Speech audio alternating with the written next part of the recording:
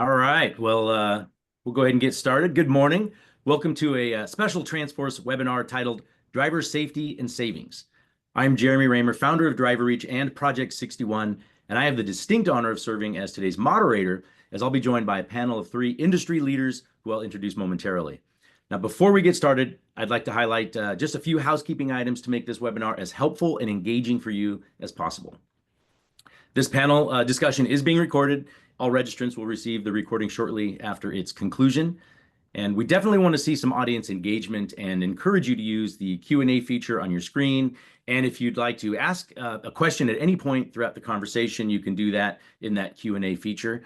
We'll have a Q&A segment towards the end where we'll answer as many of your questions as we can in our allotted time. I'd also like to mention that the chat function is available to you. So if you don't necessarily have a question but would like to make a comment, please use that feature to engage with the panel and or the audience. There are a few quick fix options in the event you run into any technical issues during this webinar. And then lastly, I'd like to reiterate that just sort of what to expect post-webinar. You'll receive a follow-up email with a link to the recording, and then you'll also receive some additional resources, including a plug for TransForce's next webinar, which will be held on April 22nd. And you'll actually, we'll be providing you with a little bit more information on that at the conclusion of today's panel. All right, so speaking of today's panel, I'd like to make some brief introductions at this time. I'm honored to be joined by some great friends and industry thought leaders. Dan Horvath, Senior VP of Regulatory Affairs and Safety Policy for the American Trucking Associations, Joe Dolan, Division President of TransForce, and John Robbins, Senior Director of Fleet Operations for Standard Logistics. Thank you all for allowing me to join in this timely and critical conversation. And we'll just touch on today's agenda here.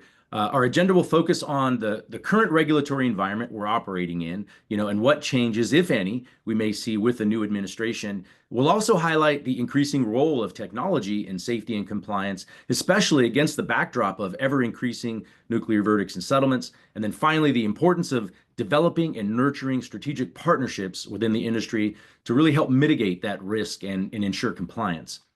All right, enough from me. Are you all ready to dive in? Let's do it. Since our first overarching theme pertains to the regulatory environment, who best to direct my first question to than Dan Horvath with ATA? And with the current backdrop, of course, being that steady and continual nuclear verdicts and settlements, we all recognize how critical safety and compliance is to fleet risk management. So Dan, can you share a bit about the regulatory landscape? What regulatory changes have we seen so far, and maybe what can we expect going forward under the new administration that impacts trucking specifically? Thanks, Jeremy. Well, how much time do we have? Because that's a loaded question there. I know, but well, first off, thanks to the TransForce team for inviting me to chat with you all today. Looking forward to it. So it's a good question, and the way I've been kind of explaining this is we're going to be in a deregulatory environment the next the 4 years of this administration, so the next 3.5 years of it. And what I mean by that is we're not going to see a lot of new regulations. And in fact, there's already several efforts to decrease the number of regulations. So if we look back at the first Trump administration, his first term in office, he initiated what was called a 2-for-1 deal. And essentially that meant that for every new regulation that was introduced, and this is across the board, this isn't just DOT, this is EPA, Department of Labor, what have you. But for every new regulation that was introduced, you had to identify 2 that could be repealed. This time around, he's doing 10-for-1. So for every new regulation, you got to find 2 regulations to repeal and take off the books. So certainly we're not going to see a ton of new regs going forward. And I think that has several different impacts on trucking, both good and bad. If you're somebody like me that has to respond every time the Department of Transportation puts a rulemaking out, I'm not too disappointed because it's less comments and research that we're going to have to put. But if you were, a fleet operator and you were excited about the prospects of having a speed limiter rulemaking come out, you're going to be waiting a little bit longer. Frankly, I think we would have been waiting in a Democratic administration, but in a deregulatory environment, we're not going to see a ton of new overarching regulations that impact trucking. And we've seen that already. I mean, in the first couple of months of this administration, rulemakings have been slow. And just last week or the week before, I think it was, the team put out, the administration put out a means for entities to submit regulations that they think should be repealed and what the justification is for it there. So there's a portal that's online. You can go and file these. But that's, kind of where we're at today. And again, good and bad, I think there's some things that we would have liked to have seen happen. But there were some potentially concerning things. Like I know folks in the industry were worried about sleep apnea rulemaking coming out. We've been talking about sleep apnea rules for years, and I certainly don't see us having a structured sleep apnea rulemaking during this administration when we're in a deregulatory environment. Well, on that topic, real quick, you mentioned sleep apnea. I think it was 2010 that I remember being at an event in Baltimore, and that was widely talked about as something that was a big concern of the industry. I mean, you're talking 15 years ago, and the clearinghouse, for example, we're just talking about the speed Yeah. of government. The clearinghouse, I remember in '06 hearing like we're on the cusp of getting this thing done, and that was about 14 years later with unanimous support. Yeah, and I mean there are even just here the other day. So we've been preaching to FMCSA that we want an updated crash causal factor study. We know in our industry that 70%, 75%, some have estimated even more of truck-related crashes are actually the fault of the passenger vehicle, not the truck driver. Yet we're such a heavily regulated industry. So we've been asking for a study of this for years. And let's crack down why are the crashes happening? Because truck crashes have gone up. We like to think it's the fault of the passenger vehicle as a result, though. And FMCSA is working on that, but the projected completion date of this thing is like 2030. So yeah, government doesn't move all that fast. And frankly, going back to your initial question, if we're seeing a reduction in workforce, I do think we're going to see impacts there on the enforcement side to some extent. Remains to be seen yet, but there could be that potential.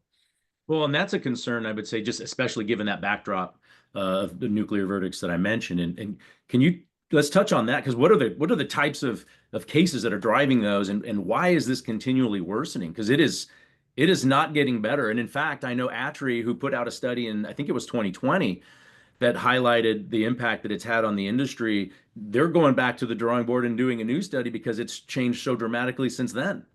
Yeah, and so I'd say, and I'm sure Joe and John can probably attest to this. 10 years ago, maybe even a little less on, when I was on the fleet side, motor carrier side, if you had a driver that was in an accident and they weren't at fault, wait, we got to call it crash. NTSB doesn't like when you call it an accident. You got to call it a crash. So when you have a driver who was involved in a crash, and they weren't at fault and you were compliant, your DOT file was up to date, drug testing was good, the vehicle was good, I think, relax a little bit to know that, okay, we didn't do anything wrong here, we're going to be okay.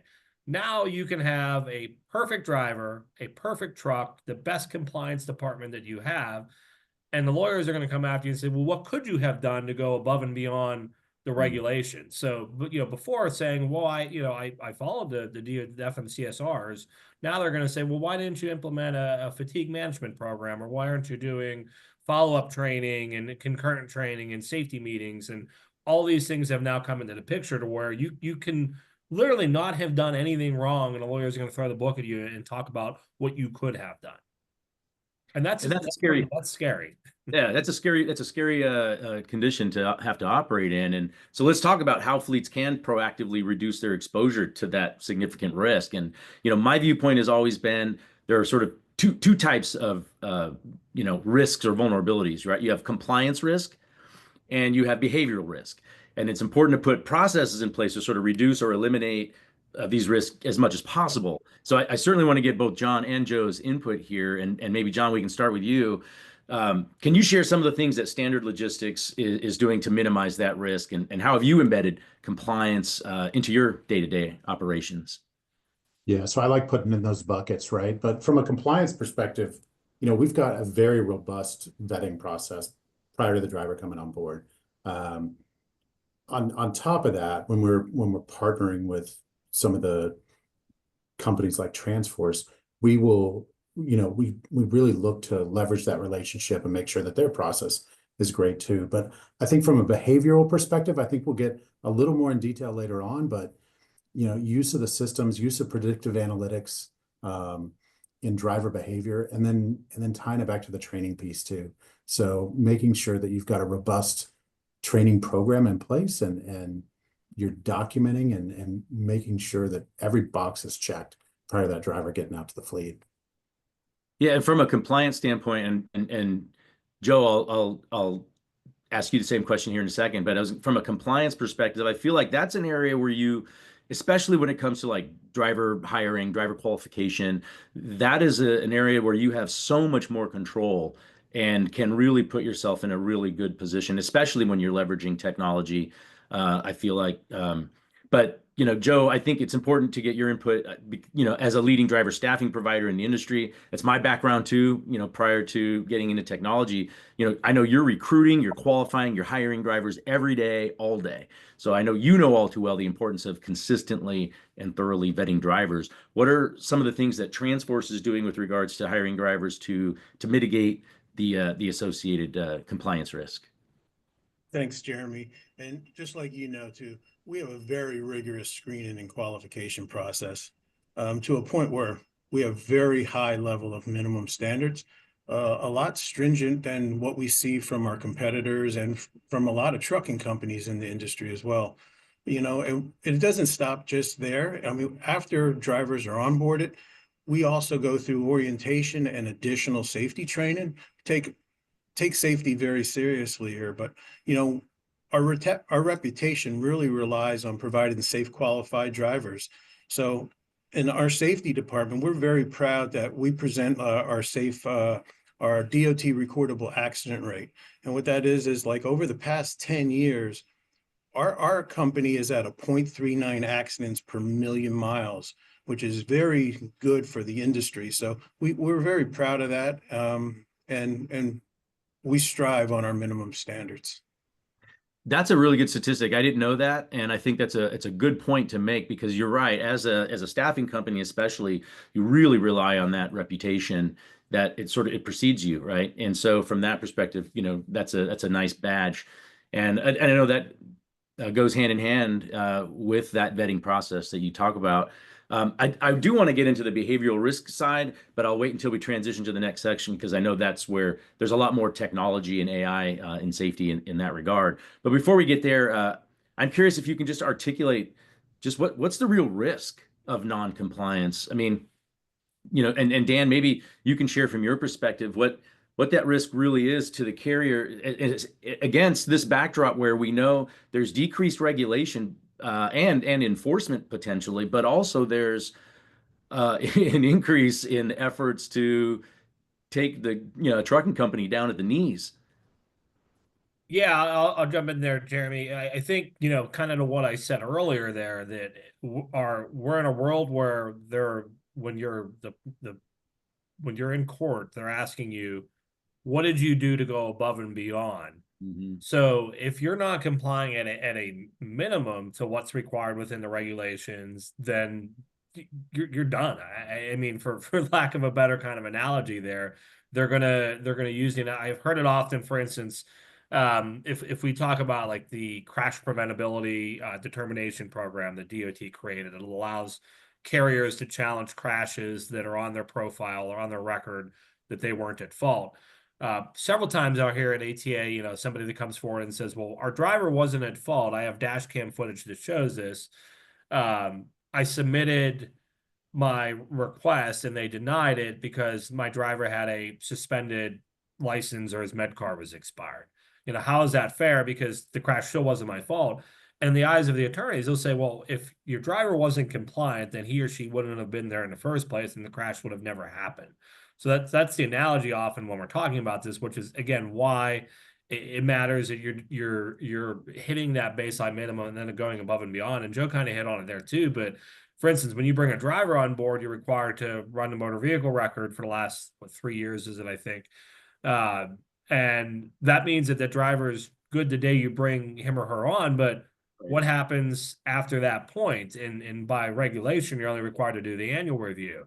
So I know a lot of folks have started going above and beyond by employing the monitoring service. So they're alerted when a driver has a suspension or some action, and to give the driver the benefit of the doubt, sometimes they don't know about these things. It got lost in the mail. It's the angry ex that forgot to tell him or her what's going on. But so that's an example there that I think of why it is so critical, again, that you're hitting that baseline standard, but then putting things in place to go above and beyond, as Joe said. Yeah, well, on that note, I think that's that's the best example I think you can use because it's not mandatory, right? It's not required. But I would say this to any carrier out there, if you're not enlisted in a driver monitoring program, I think you're putting yourself in a position that you would have to defend it. Why would you want to have to defend that? That you could have found out that this driver's license was suspended. You would have easily found out within the last, period of time, and instead you just neglected to do that. And if it's a jury who's, making that determination, I don't want to be in that position. It's just better to do it. John, Joe, from the lack of proper compliance from your perspective, what's the fallout mean for you? Joe, you touched on reputation. I know that's one thing. What else sort of impact could that have on your business? Again, Jeremy, it is like an area that we try to target in the beginning. Like Dan said, we do have all our drivers in a MVR monitoring system as well. And that's one step, but we also use technology to match our customers' standards with our driver qualifications to prevent our staff from dispatching unqualified drivers to the carrier standards. So we have a two-step approval process at TransForce. One is as a national company, our recruiters and our processors in the markets manage and process applications. And then once they get through that process, we have our compliance process that reviews and approves drivers for the second time. So we're just making sure that all T's are crossed, I's are dotted. So our compliance department it stands above most of our industry, and we want to make sure that we do everything right from the start. Well, and John, obviously, I mean, you have the biggest risk, right? The greatest risk you've got trucks out there with a big bullseye on the side. How do you sleep at night? What are the things that keep you up, or what are you doing what are some of the risks what's the fallout, I should say, for a lack of compliance in your world? Yeah, I think for clarity too, I mean, being the motor carrier, if you utilize a driver staffing agency, you're still responsible for what happens when that driver's out there.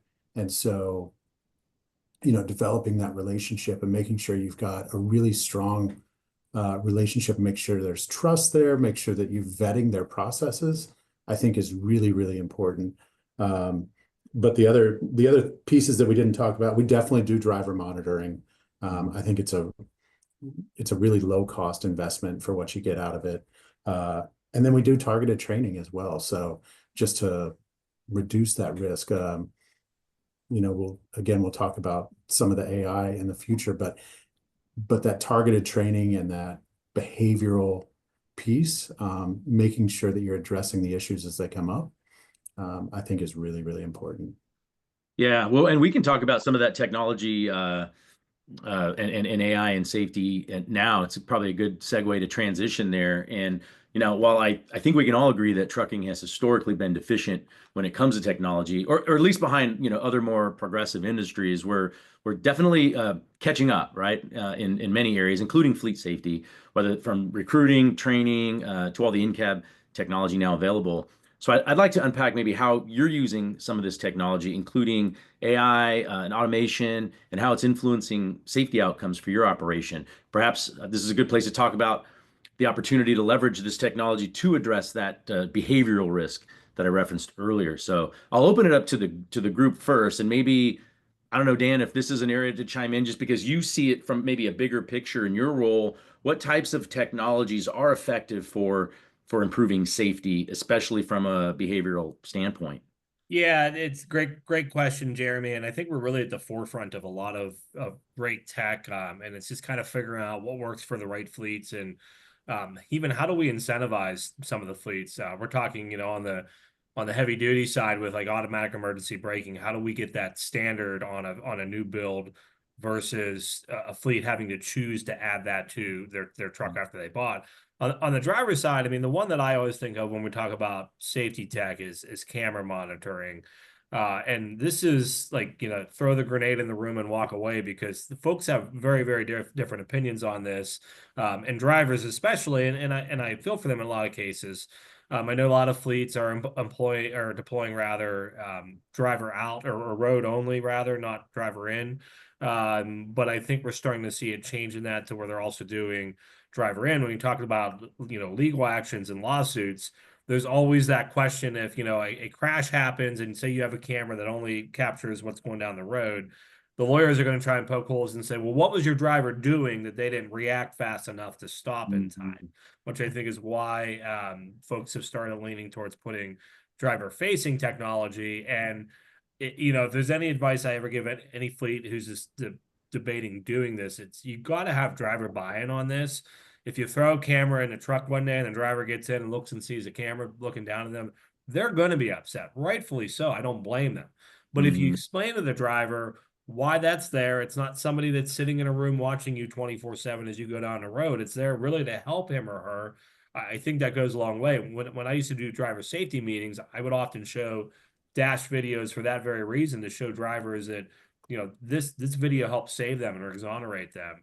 Right. So I think that's kind of at the forefront, and we're seeing more and more fleets adopt it. Even on the owner operator side, a lot of owner operators put their own camera in for protection against themselves. So having said that, though, I think this is critical as well, is if you put a camera in the truck and you're only going to use it for purposes of reviewing things after crashes have happened, you got to be careful there, because that unfortunately could be used against you in court as well, to where they review previous footage and they're saying, well, the driver had a history of nodding off or texting and driving, and you didn't do anything about it. You waited till that crash happened and then intervened. So that's always a caution point that I point to folks if they're considering it. But I think it's really helpful from a coaching perspective and prevention and from things from happening in the future. Well, I think you perfectly teed a question up for John then, because I know, John, you've got experience implementing some safety technology with your fleet. Can you share what you did, and I'm also curious how you were able to get that buy-in from drivers. Yeah, so just to say what we did, we absolutely implemented forward-facing cameras initially, and then we shifted and went to a driver-facing camera as well. That communication process when we started the camera installation started about a year out with our drivers. And then it started about 8 or 9 months out prior to the driver-facing cameras. And it was continued conversations and work groups, answering questions, addressing concerns about privacy. A lot of times you'll have, privacy concerns specifically from OTR drivers that want to know when the camera's capturing data. But it's just that open and transparent communication with your employees and making sure that they're comfortable with it.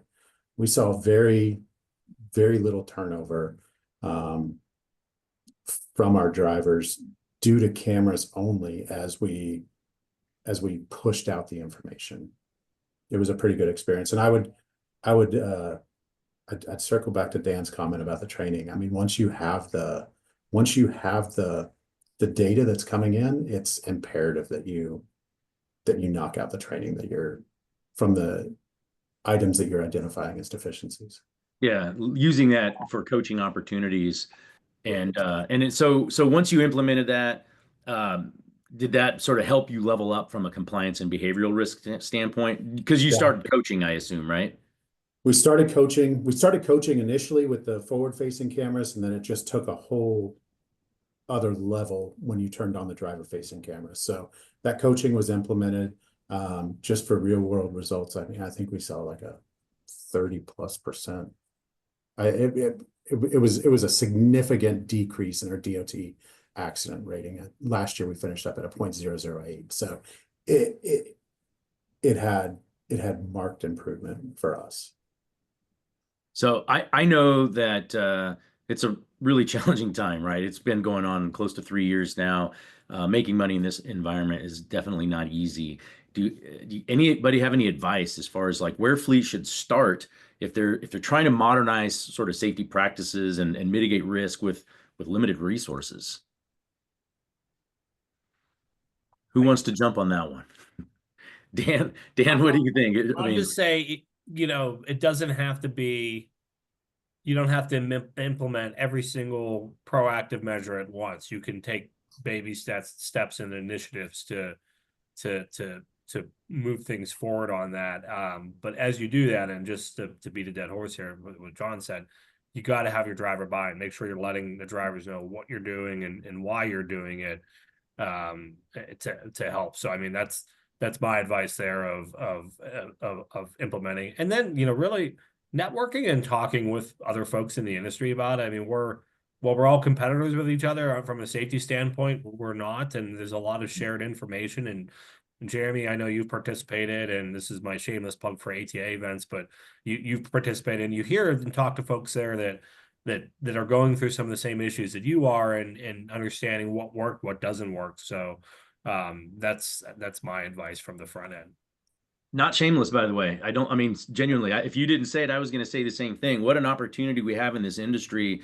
You've got these associations, state, national associations that people congregate, and especially on the safety front, where, again, while everyone is maybe competitors, in the business standpoint, from that regard, everyone is on the same page and helps each other genuinely. And honestly, build a lot of times really good, solid relationships and friendships with each other to help each other. Even though it's a competitor, you can call them and say, here's this issue I'm dealing with. I mean, that's not normal. That's pretty unique to trucking, which is why I love it so much. So anyway, yeah, that's a really good point. And a good point about not having to do it all at once. And John, you made a point I think that was really important to get that driver buy-in is you communicated early and often. And I think that's a big difference why, you conditioned them to understand this is what we're doing, this is why, and they were able to get their hearts and minds around it by the time it came to fruition. Now, I want to make sure that we touch on the use of AI. It's certainly been a buzzword for the past couple of years now, and we're just seeing the tip of the iceberg with all the use cases for AI, and in trucking, I think at the very, very tip. So, to what extent, if any, is AI being incorporated into your operation? And Joe, maybe let's start with you.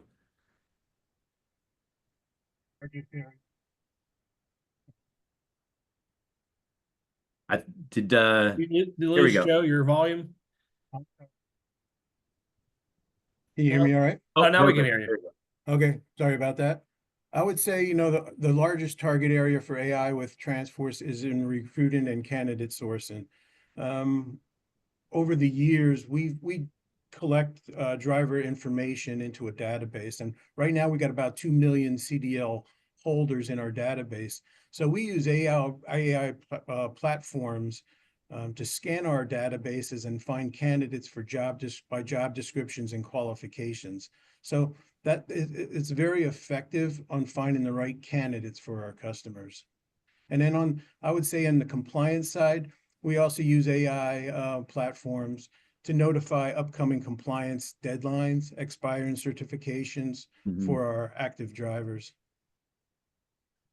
Yeah, and like I said, I think it's tip of the iceberg with all the things that we can do. And John, are you leveraging AI at all yet with standard logistics? We absolutely are. So in the driver compliance or driver safety space, we utilize AI for detection of really any sort of distracted driving, drowsy driving, policy violations like eating or smoking or failing to wear a seatbelt.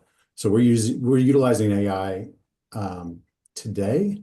I think, probably still needs to be polished up a little bit on some of the detection. It can become a little bit burdensome, but we are absolutely using AI today in our operation. Well, I think the more you use it, if I'm not mistaken, the smarter it gets, right? That is what I keep being told. So.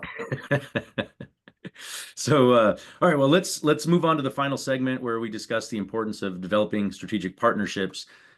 With all we've talked about so far and all that's at risk, I think we cannot operate with purely transactional relationships. I think it's important for forward-thinking fleets to develop strategic partnerships with vendors, with allies that integrate deeply into their operations, whether that's recruiting to leasing, tech enablement. These relationships are important and are often an extension of the brand. So, what does it really mean to have a strategic partner versus a vendor? John, what are your thoughts there? To me, I don't know what it means, but it's how it feels, right? So it feels like an integrated part of your business. It feels like, hey, they're part of our organization. I can reach out to them and they're engaged. They're in our safety meetings. They're engaging with my supervisors at the ground level. That's what it feels like when you find that good strategic partner. They get your business, right? And care, I would assume, right? And I'm not trying to take words out of yours or Joe's mouth, because Joe, what are your thoughts? What does that mean? What does it look like versus a vendor, especially? Yeah, just like what John said, though, I mean, you need a shared vision. It is a partnership. You build trust over communication process, and for us, it's execution. So it's a lot more than just providing a driver. If our customers aren't successful, we won't be either. So it is a true partnership. Are there anything that you can point out that maybe a company should look for when selecting vendors or outsourcing partners to ensure safety and compliance? And before anybody answers that, I'll preface we've not really shared any names of vendors because that's not what we're trying to do. We're not certainly plug anyone specifically. It's really more of the idea of the types of companies that you're looking for, the types of technologies that we were talking about earlier. Yeah, but what are some of the things that a company should look for when selecting, an outsourcing partner or vendor? If Jeremy, I would, for anyone you looking at his driver staffing company, do your homework, Yeah. ask some specific questions, what are your minimum standards? What does your screening process look today? But protect yourself. We are screening drivers in advance, but ask for DQ files, ask for driver interviews before they're getting into your truck. A lot of companies out there will say they have a national footprint. Most will say they do, but are they really compliant with state regulations? So that's extremely important as well. And then ask for references. You shouldn't be afraid to ask for references. Yeah, no, that's a good point, especially in the driver staffing world. That's a really good point. John, anything in particular that you look for, aside from what you've said already, in terms of just, finding the right partners, even from a technology standpoint? What was it that sort of helped you go with who you went with? I think it was from a technology standpoint, it was really that ease of use and how it could integrate into the other systems we're operating. I think from a driver staffing, perspective, the one thing that I guess I think I've already kind of touched on it, but the one thing I'm looking for is just that open, honest transparency, Mm-hmm. And the ability to change. We haven't touched on it yet, but as the consumer of the product, right, you've got the ability to adjust those requirements. So if I'm looking for a driver specifically with 1 year experience, no experience, 5 years experience, equipment types, things like that, I've got the ability to adjust those requirements with a driver staffing company, and they're using their AI to find the right vendor or the right driver to put in front of us. Well, I may put you on the spot here before we transition into the Q&A session, but I am just curious if there's any examples that you might be able to share where a strong partnership has helped you mitigate risk, and how did that partnership maybe impact your day-to-day safety and efficiency? I think it's every day, right? So we use a couple vendors for driver staffing, but it's every day. It's the level of detail that's provided in that DQ file that gets pushed across. It's the partnership and the knowledge that I'm comfortable knowing that they understand what I'm looking for from a driver perspective, and I don't worry about those DQ files being in place and ready to go. if we need them at one point in time. But it's an everyday, they're in the trenches with us, fighting the good fight. And I can't think of one specific great example. Maybe we've done some partnerships around hiring transitioning military veterans, and that has worked out really well, where we have put some specific requirements out there around specific occupational specialties that those folks had while they were in the military, and we've been able to work through that, and we've been able to generate some really, really good drivers through those programs. And I would say that's a huge success story. Yeah, and I know it's a challenge. It's probably, to answer that question, maybe some of the things that haven't happened, right? Some of the challenge, some of the crashes that didn't happen because of that, the relationship and partnership. I think it's probably a good time to segue to our Q&A session. So that concludes the panel portion of today's webinar. I know we have a number of questions already that have been asked throughout, and just for those in the audience, if you have a question that you haven't asked yet, it's not too late. You can enter it now in the Q&A feature on your screen. First question is here. Let's see. I'm going to make sure hopefully we have enough time to get through all these. First question here is, are there red flags carriers should be aware of when evaluating staffing providers from a safety perspective? Joe, you're probably the most qualified to touch on that. I certainly could too, but what do you think? I think it goes back to what we were just talking about, Jeremy. It's really about doing your homework in advance, looking at the minimum standards in their screening process, and what kind of said earlier, protect yourself. Make sure you're interviewing drivers, seeing their DQ files up front. Do everything you can possibly before bringing on drivers. One thing that I'll add to that real quick is I remember, again, in my former days as an owner of a driver staffing company, there were assignments that we would be asked if we could fill, and we'd have to turn them down because I didn't have a driver who could do it, who had the hours to be able to work. And I know that there were other companies, competitors of ours at the time, who would have a driver who finished up, a shift, and then he would go and do this other job. That's just insane. Even if that driver's qualification file was pristine, you still got to be aware of their hours of service, So I think that's a little squishier because it's not as concrete to see when it's, being leased to another, company, and they just know that driver's coming in fresh as far as they know. So maybe that's another thing to sort of keep in the back of your mind on that regarding that question. How important is the role of driver retention in risk mitigation?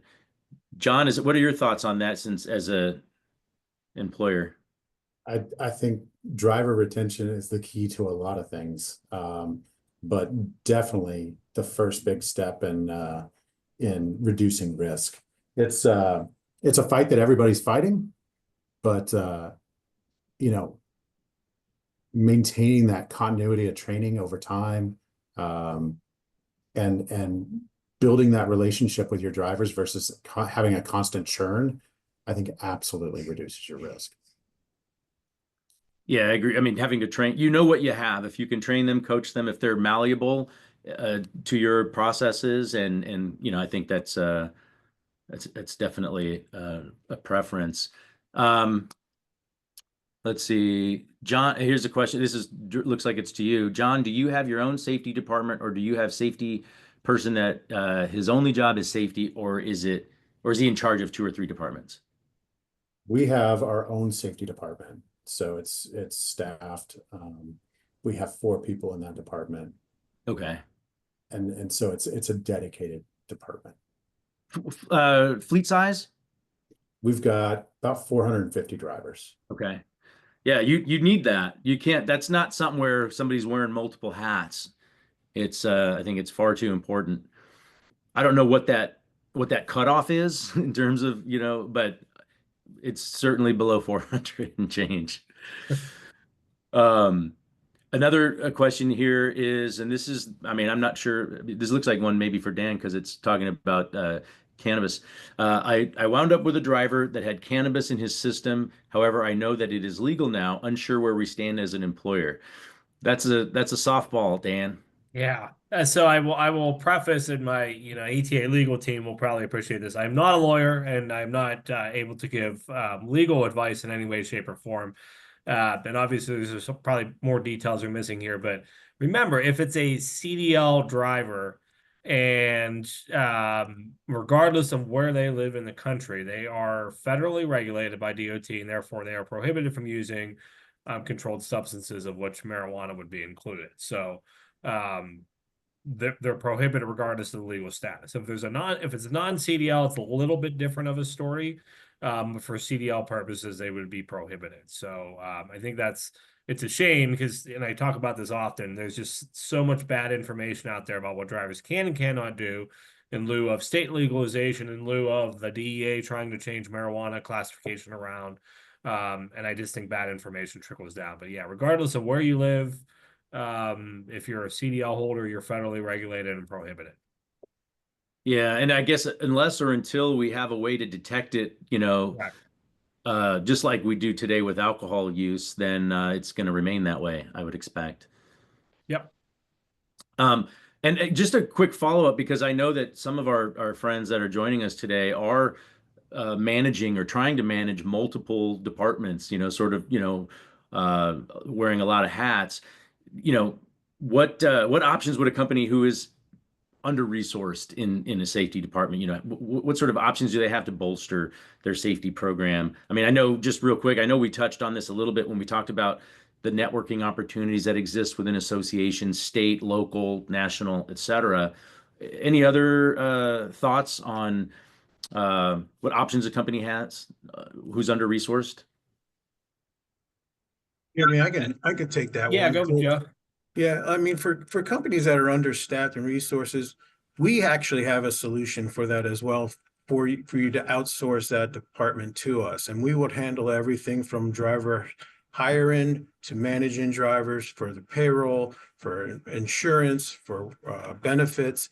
You could totally outsource that, and that's a very reasonable cost program that we could definitely help out a lot of the smaller companies with that problem today.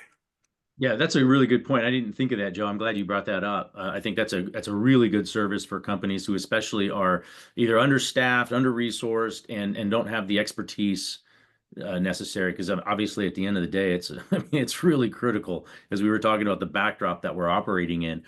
While we have about a minute left, I'd like to give that time to Kelly McGurk, VP of Revenue Marketing for TransForce, so she can highlight the next TransForce webinar that's coming soon. Kelly? Thank you so much, Jeremy. Amazing as a moderator. We really appreciate having you today. And thank you to all of the panelists and everyone who came and joined us today. If you like this content, if you want to learn more about ways to improve your fleet, our upcoming webinar is on April 22nd at 2 p.m. Eastern. We'll have another customer on that session, Howmet Aerospace, their mid-sized private fleet, who will talk about how they improve their fleet operations by outsourcing their driver management to the TransForce team. So if you have any interest in a topic like that for your business, you can scan the QR code to the right and learn more or register. We hope to see you there, and we hope you all have a wonderful day. Thank you. Thank you. Thanks, everybody. Thank Appreciate you it. all. There you go. Thank you.